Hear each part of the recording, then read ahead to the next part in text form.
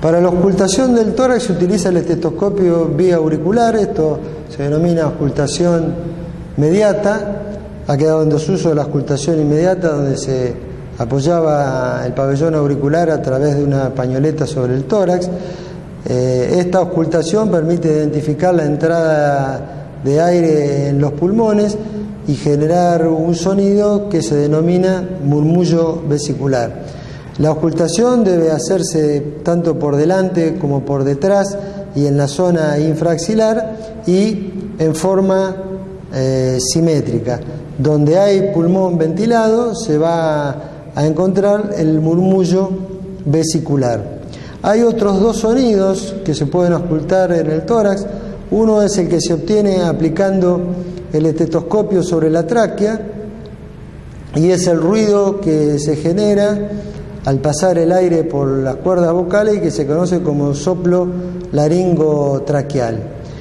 Un fenómeno intermedio entre el soplo laringotraqueal y el soplo y el murmullo vesicular es la respiración broncovesicular, que se observa por delante entre los dos extremos internos de las clavículas y por detrás en la zona interescapular.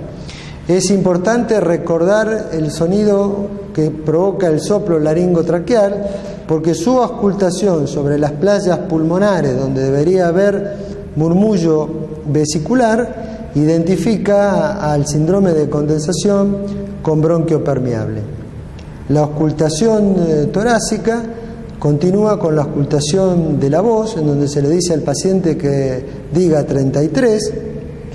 Cada vez que se apoya la membrana del estetoscopio, 33, recorriendo en forma simétrica todo el tórax. La voz no se escucha con nitidez.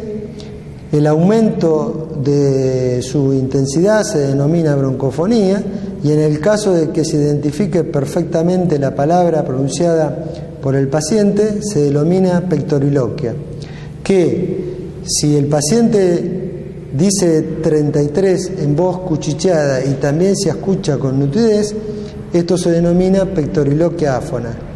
Las tres cosas, la broncofonía, la pectoriloquia y la pectoriloquia áfona, identifican al síndrome de condensación con bronquio permeable. Por último, la auscultación termina con la auscultación de la tos, auscultando el tórax mientras el paciente tose. Esto permite identificar el carácter de la tos en seca o húmeda. Se habla de tos húmeda cuando la tos moviliza secreciones, y también la auscultación de la tos tiene utilidad para ver si el fenómeno tusígeno modifica otros hallazgos patológicos, ruidos agregados o la presencia de otras anormalidades en la auscultación.